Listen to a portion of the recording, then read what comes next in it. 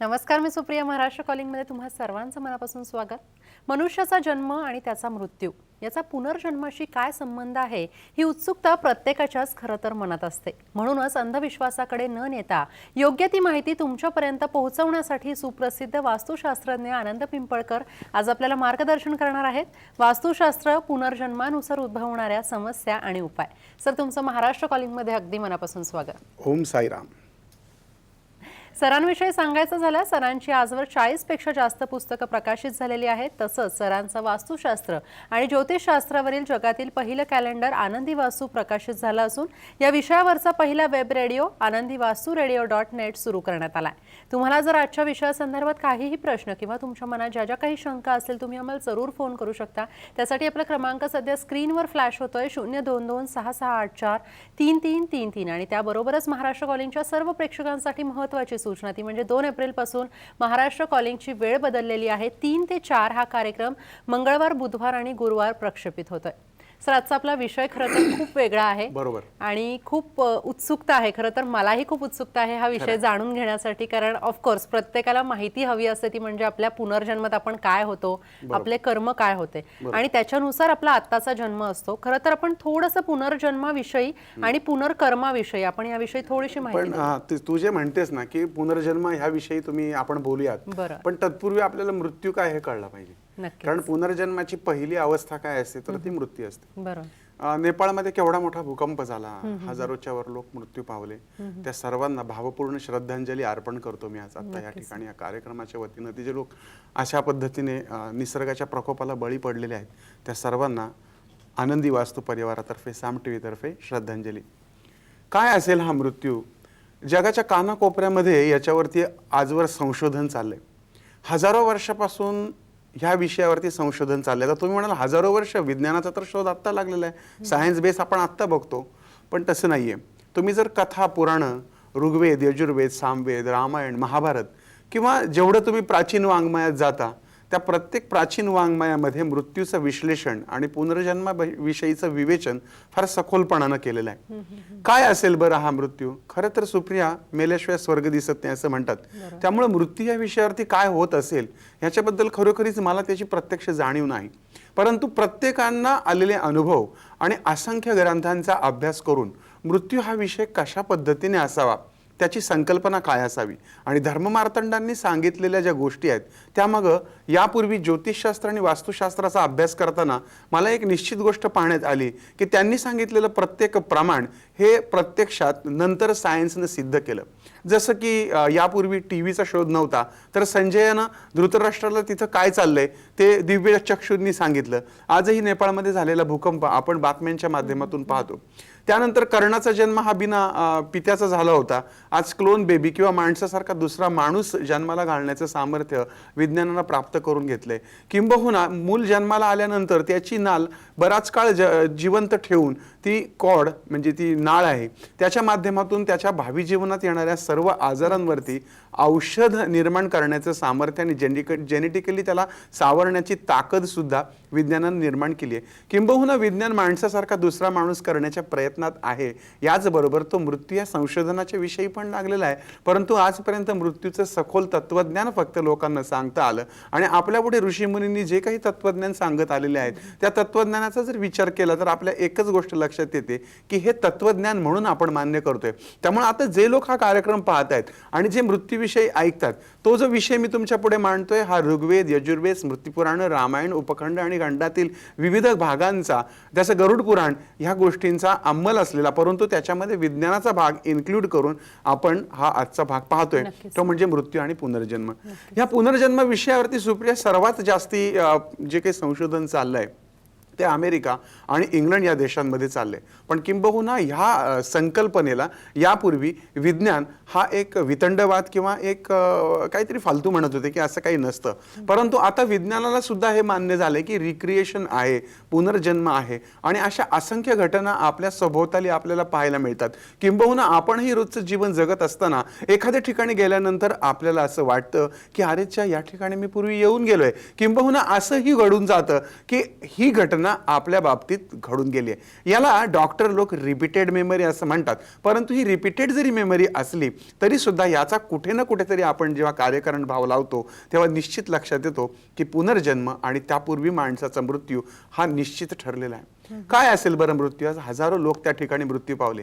आणि एक भविष्यशास्त्र जो प्रकार आहे, ह्या भविष्यशास्त्रातलं सगळ्यात महत्त्वाचं भविष्य फिक्स असतं की जन्माला आलेला माणूस हा मरणार आहे. आणि अर्थातच ज्योतिषशास्त्रानुसार मरणाची व्याख्या किंवा मरणचा काळ काढण्याची सुद्धा पद्धत आहे. बरेच ज्योतिषी काही लोकांचा मरण काळ सुद्धा लिहून ठेवतात. थोड्याफार फरकाने तो बऱ्यापैकी बरोबर देखील येतो. अर्थात माझं देखील त्याच्यावरती उत्तम अभ्यास असून मी मृत्यूच्या तारखा काढण्यामध्ये एक्सपर्ट आहे असं खूप लोकांचं म्हणणं आहे. परंतु मी त्याचा बंद करून टाकलेला आहे. अगदी जरा जर्जर झालेले आणि ज्याचा प्राण जात नाही अशा व्यक्तीच्या मृत्यूची तारीख मात्र मी निश्चितच काढून देतो. थोड्याफार अंतराने त्या फरकाने का होईना ती तारीख यशस्वी ठरते असं पाहण्यात आलेलं आहे. अशा या मृत्यूची जी स्थान आहे ते पत्रिकेमध्ये फिक्स आहे. म्हणजे वास्तुशास्त्रामध्ये मृत्यूचं स्थान फिक्स आहे, ज्योतिषशास्त्रात फिक्स आहे आणि संपूर्ण हिंदू धर्मामध्ये मृत्यू आणि पुनर्जन्म आणि जन्म याविषयींची स्थानं फिक्स आहेत. आता तुम्ही जन्मकुंडलीमध्ये गेला तर जन्मकुंडलीमध्ये मृत्यूचं स्थान हे अष्टम स्थान मानलं गेलेलं आहे. अष्टम स्थानामध्ये असलेली चंद्र, रवी, बुध हे माणसाला किंवा त्या व्यक्तीला अल्पायू करतात. किंबहुना वेगवेगळ्या व्याधी काय असतात त्या आजाराच्या स्थानांवर म्हणजे 6व्या स्थानावरून कळतात. तर आपल्या जन्माचा नंतर आपला पुढचा जन्म कोणत्या योनीत म्हणण्यापेक्षा माणसाचा जन्म माणसात होतो. आंब्याची बी लावली तर काय त्याला बाभूळ उगवत नाही. म्हणजे माणसाचा आत्मा हा माणसाच्या स्वरूपातच जन्म होतो. मग आपण असं म्हणतो की 84 लक्ष योनी फिरल्यानंतर माणसाचा जन्म होतो. मग असं कसं? तर 84 लक्ष योनींमध्ये मग आपण कुत्रं, मांजर, गाढव सगळं आलं. आजही आपण बघतो की माणसांमध्ये सुद्धा कुत्रं, मांजर, गाढवं लपलेलीच आहेत ना. थोड्या फरकाने प्रत्येक जनावरांचा काही ना काही अंश आपल्यामध्ये आलेला एक मजेशीर गोष्ट आहे. यासाठी आता मी ती सांगत बसत नाही, आपल्याकडे ती वेळ नाही. पण प्रत्येक प्राण्याचं थोडं थोडं आयुष्य कमी करून आपल्याला दिलेलं आहे. म्हणून आपण तरुण वयात असे विचित्र वागतो, तरुण वयात आपण माकडासारख्या उड्या मारतो. म्हणजे तिथं माकडासारखं आयुष्य म्हणजे असं एक ती गोष्ट आहे. आता ती सांगायला आपल्याकडे खरोखरीच वेळ नाही. पण एकंदरीत जर बघितलं तर बऱ्याच प्राण्यांचे अंश आपल्यामध्ये असतात. किंबहुना 84 लक्ष प्राण्यांचे स्वरूप आपल्या शरीरामध्ये लपलेलं असतं. आपण पाहतो काही लोक आपल्या कुटुंबाला मारून टाकतात. कसलं आहे, काय आहे हे कुठं ना कुठं तरी पुनर्जन्माशी संबंधित असतं. आणि म्हणूनच पत्रिकेमध्ये कर्माचं स्थान देखील दिलेलं आहे. 10वं स्थान आहे, याला कर्मस्थान असं म्हणतात. त्यामध्ये असलेल्या पत्रिकेतल्या स्थानांच्या ग्रहांच्या वर्णीवरून तो व्यक्ती गेल्या जन्मी कोण असावा याचं विवेचन केलं जातं. बऱ्याचदा सुप्रिया असं होतं की लोकांच्या समस्या ह्या अजिबातच सुटत नसतात. आजारी पडतात, त्या आजाराला त्यांच्याकडे कुठलंही उत्तर नसतं. किंबहुना एखादा माणूस हा भयंकर यशस्वी झालेला पाहायला मिळतो, परंतु एखादा माणूस त्याच्यापेक्षा जास्त हुशार असूनही तो म्हणजे रस्तेच खणत बसलेला असतो. म्हणजे त्याला काही प्राप्त होत नाही, यश मिळत नाही. ह्या मग काय कारण असेल? तर कोणी त्याला म्हणतं नशीब, कोणी त्याला म्हणतं त्यांनी काहीतरी सेटलमेंट केली असेल. पण यामागे निश्चितच कारण असतो, तो म्हणजे पुनर्जन्म आणि गेल्या जन्माची त्यांनी केलेली कर्म. आणि म्हणून मृत्यू समजून घेतला पाहिजे. आणि म्हणून आपण फिरत फिरत या इथपर्यंत आलोय, तो म्हणजे मृत्यू. नक्कीच. खरं तर खूप इंटरेस्टिंग असं हे डिस्कशन आहे आजचं आणि खूप वेगळा असा विषय आहे. याच्याविषयी आपल्याला माहिती जाणून घ्यायची. मात्र इथे आपण घेतोय छोटीशी विश्रांती. तुम्ही कुठे जाऊ नका, पाहत राहा महाराष्ट्र कॉलिंग.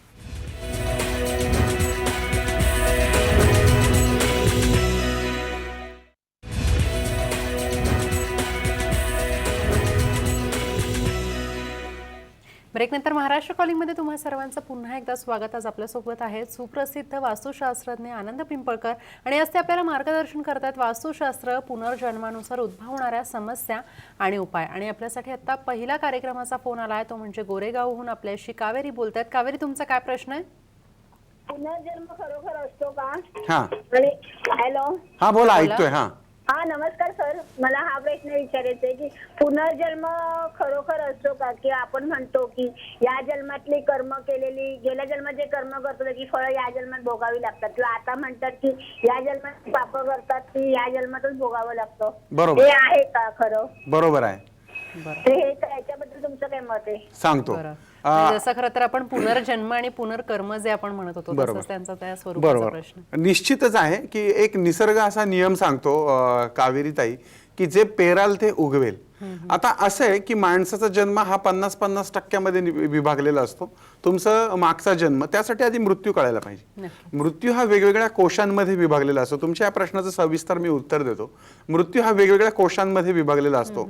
त्याला आपण अशी एक शास्त्रज्ञांनी म्हणजे सायंटिस्टनी, काय माझ्या मनाचं नाही पण सायंटिस्टनी अशी संकल्पना केलेली आहे की माणसाचं शरीर आणि माणसाचा आत्मा एका सिल्वर कॉर्डने जोडला गेलेला असतो.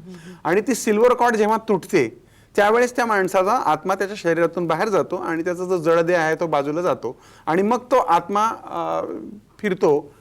काही वेळा तो पटकन एखाद्या जन्मामध्ये जातो किंवा काही वेळा तो बऱ्याच काळानंतर पुनर्जन्म घेतो. पण तुम्ही जो प्रश्न विचारला की खरोखरीच पुनर्जन्म आहे का, तर याच्या मागं शास्त्रज्ञांना यापूर्वी म्हणजे वैज्ञानिक सिद्धांत मांडणारे जी लोक होते ते यापूर्वी म्हणत होते की ही गोष्ट भंपक आणि असत्य आहे.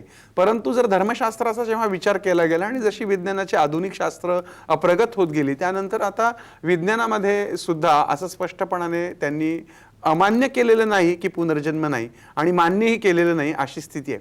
परंतु आपण ज्यावेळेस धर्मशास्त्रांचा अभ्यास करतो त्यावेळेस आपण फक्त हिंदुइझम न बघता आपण इस्लाम बघूयात, बौद्धिझम बघूयात किंवा महावीरांचे धर्म पाहूयात, जैन धर्म पाहूयात किंवा कोणताही धर्म जर तुम्ही बघितला, ईसा मसीहचा ख्रिश्चन धर्म बघूयात, प्रत्येक धर्मामध्ये पुनर्जन्माची संकल्पना सांगितलेली आहे.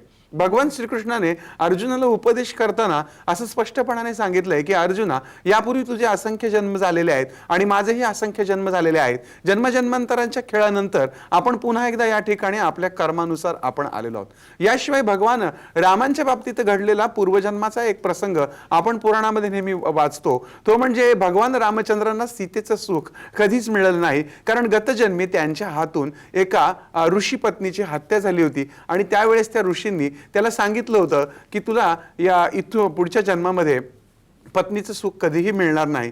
किंबहुना त्यानंतरच्या कृष्ण जन्मामध्ये विष्णूने असंख्य स्त्रिया त्याच्या जीवनात पाहिल्या, त्याला असंख्य स्त्रियांचं प्रेम मिळालं. यालाही कारणीभूत पुनर्जन्म असावा. कावेरीताई, पुनर्जन्म ही जी संकल्पना आहे ही अनुभवण्याची संकल्पना आहे. बऱ्याच वेळेला आता तुम्हाला बरीचशी उदाहरणं देताना मी माझं स्वतःचं उदाहरण आणि त्याच्यातूनच जेव्हा मी या विषयात शिरलो तेव्हा मी मृत्यू नावाचं पुस्तक लवकरच आपलं प्रकाशित होतंय, अंतिम टप्प्यामध्ये त्याचं काम आहे. तुम्हाला या प्रश्नाचं इतक्या पटकन उत्तर देणं इतक्या कमी वेळामध्ये आपल्याला अशक्य आहे. तुम्ही माझं आनंदी मृत्यू नावाचं एक पुस्तक येते, हे आनंदी मृत्यू नावाचं पुस्तक तुम्ही सर्वांनी जरूर वाचा. या पुस्तकाबद्दल भय ठेवू नका. प्रत्येकाला आपल्या मृत्यूबद्दल आणि मृत्यूनंतर होणाऱ्या घटना आणि त्यामागे असलेले वैज्ञानिक आधार, त्याचबरोबर संशोधकांनी आणि परदेशामध्ये चाललेलं संशोधन आणि त्यांनी सांगितलेल्या वेगवेगळ्या व्याख्या, त्यांनी सांगितलेल्या पुनर्जन्म आणि मृत्यूविषयीच्या संकल्पना या कमी वेळात सांगणं कावेरीताई अवघड आहे. त्यामुळे तुम्ही जरूर हे पुस्तक वाचा. पण ज्यावेळेस ज्योतिषशास्त्रीय काम करतो त्यावेळेस मी असंख्य गोष्टी अशा पाहतो की एखाद्या माणसाचं असंख्य पोट दुखतं, असंख्य म्हणजे सातत्याने ते दुखत राहतं, असंख्य ठिकाणी वेदना होतात आणि ज्यावेळेस आपण पुनर्जन्म मांडतो त्यावेळेस पुनर्जन्मामध्ये त्याला त्या ठिकाणी शस्त्र लागून जखम झालेली असते आणि त्यावेळेस आपण त्याला जेव्हा पूर्वजन्माचा ज्ञात करून देतो तेव्हा तशा प्रकारच्या वेदना त्याच्या कमी होतात. कित्येकदा मेडिकल सायन्स असं पाहण्यात येतं की त्या मेडिकल सायन्समध्ये त्या आजाराचा उपचार नसतो, परंतु पास्ट लाईफ रिक्रिएशनमध्ये पाठवणारे जे हिप्नॉसिस्ट असतात, माझा त्याच्यावरही अभ्यास चालू आहे की त्यामध्ये हिप्नोटाईज केलं जातं आणि त्यांना पास्ट लाईफमध्ये नेलं जातं आणि मध्यंतरी एका चॅनलवरती अशा पद्धतीचा पूर्वजन्माच्या आधारित एक कार्यक्रमही होत होता आणि त्या ठिकाणी पास्ट लाईफ रिक्रिएशन करणाऱ्या एक सायंटिस्ट लेडीज त्या ठिकाणी प्रत्यक्षामध्ये त्या व्यक्तींना आणून पास्ट लाईफमध्ये पाठवून त्यांच्या जीवनात काय काय घडलंय आणि त्यानुसार या जीवनामध्ये काय घडतंय हे ताडून पाहत होत्या. आता माझ्या बाबतीत असंख्य वेळा असं पाहण्यात येतं की आता एक नुकतीच घडलेली, मी मागेही एका कार्यक्रमात ही घटना सांगितली आहे की एका चांगल्या घरातला म्हणजे अगदी उच्च कुळातला उच्च शिक्षित इंजिनियर आणि अतिशय सुसभ्य आणि चांगलं घराणं या मुलाला मित्रांच्या नादानं वेश्या व्यवसायात वेश्यांकडे जाण्याची नाद लागला. आता गंमत अशी झाली की तो आणि त्याचे काही मित्र एका ठराविक वेश्येकडे नियमित जात होते. कालांतराने त्या वेश्येशी त्याचं प्रेम जमलं आणि ते इतकं प्रेम जमलं की त्या दोघांना लग्न करण्याची इच्छा झाली आणि त्या दोघांनी लग्नही केलं. आज ती स्त्री 8 महिन्याची गरोदर देखील आहे. ती दोन्ही जोडपं माझ्याकडे आता नियमित येतं त्या मुलीचं पूर्वायुष्य ही वेश्या होती, गेले 8-9 वर्ष हा मुलगा एका चांगल्या घरातला होता. का बरं ती वेश्या असताना सुद्धा त्याच्या मनाने एवढ्या जोराने तिचा का स्वीकार केला की ती माझी साथा जन्माची साथीदार आहे आणि मागच्या सगळ्या अर्थात ते कुकृत्य म्हणावं, दुष्कृत्य म्हणावं की अन्य काही याला खरोखरीच उत्तर नाही. परंतु आजकाल आपण पाहतो की काहीही न करणाऱ्या स्त्री पुरुषांवर संशय घेऊन त्यांचा खून केला जातो. बायकोचा आजच पेपरात बातमी वाचली की संशयाने बायकोला गोळी घालून मारली. किंवा कित्येक संसार हे संशयाने कुठल्याही प्रकारची शहानिशा न केल्याने तुटतात. किंबहुना यामागे देखील मला पुनर्जन्माविषयी काही ना काहीतरी वाटतं. बऱ्याच वेळा असं होतं की काहींना संतती प्राप्ती होत नाही, काहींना सांसारिक सुखामध्ये बाधा येतात. बऱ्याच ठिकाणी असं पाहण्यात येतं की लव्ह मॅरेजेस होतात. मग का बरं असं का होतं? सद्गुरू शिर्डीचे साईनाथ म्हणतात की या जीवनात येणारी कुत्री मांजरी सुद्धा तशी येत नाही. त्या प्रत्येक गोष्टी मागे पुनर्जन्म लिहून ठेवलेला आहे. अगदी साईबाबांच्याच बाबतीत घडलेली काही उदाहरणं साईबाबावर जुने नाहीयेत. किंवा एक त्यांचे भक्त आले आणि त्यांनी ती वळकटी होती, झोपतो आपण त्या अंथरुणाची, आणि ती टाकल्याबरोबर त्यातून एक पाल आली आणि पटकन ती भिंतीवरती चढली. त्याचबरोबर दुसरीकडची एक पाल आली आणि त्या चुकचुक करायला लागल्या. त्यावेळेस तो जो त्यांचा शिष्य होता साईबाबांचा, तो म्हणाला या पालींना हाकललं पाहिजे, त्या किती चुकचुक करतात.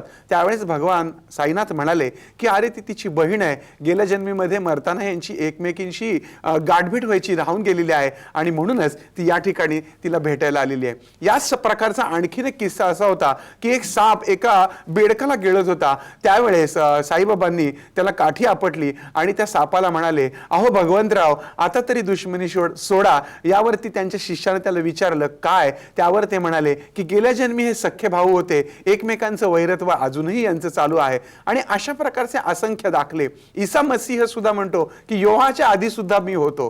किंबहुना जरी इस्लाम पूर्णपणे पुनर्जन्म मानत नसला तरी जन्नत आणि दोहज अशा प्रकारच्या 2 गोष्टी इस्लाममध्येही मान्य आहेत. तर बौद्ध धर्मामध्ये आणि जैन धर्मामध्ये तर पुनर्जन्म आणि मृत्यूची संकल्पना अगदी स्पष्टपणाने आहे. आपण कोणत्याही धर्मामध्ये जरी डोकावलं तरी सुद्धा आपल्याला स्वर्ग नरक या संकल्पना पाहायला मिळतात. आणि निश्चितच पूर्वजन्म कर्मानुसार या जन्मामध्ये आपल्याला ती कृत्य सुधारण्यासाठी परमेश्वराने पाठवलेलं आहे. त्यामुळे त्या आत्म्यावरचे संस्कार जरी आपण या जन्मामध्ये घेऊन येत असलो तरी त्याचबरोबर या जन्मातली काही सुकर्म करून त्या मागच्या कुकर्मांवरती पांघरून आणि फुंकर घालून नवीन सुकर्म करून आपल्या पुढच्या जन्माची म्हणजे मोक्षापर्यंतची वाटचाल ही करणं खूप गरजेचं आहे. बऱ्याच वेळा आपण पाहतो की अरे एक फार मोठे संत आहेत आणि त्या संतांचं सोन्याचं सिंहासन आहे. मी साईबाबांचं म्हणत नाही, कारण साईबाबांनी जिवंतपणी कधीही साधी दिलेली कॉट सुद्धा त्यांनी मोडून टाकली, अंगावर फाटक्या कपड्यांशिवाय घातलं नाही. परंतु आपण असे कितीतरी महात्मे बघतो सध्याच्या काळामध्ये, त्यांच्यावरती वेगवेगळ्या केसेस चालू आहेत, वेगवेगळे भोग ते भोगतात, चांगल्या पद्धतीने राजेशाही थाटामध्ये राहतात, हार्ले डेव्हिडसन सारख्या मोठमोठ्या गाड्या चालवतात आणि स्वतःला संत म्हणतात. त्यावेळेस आपल्याला वाटतं की अरे मग यांच्या संत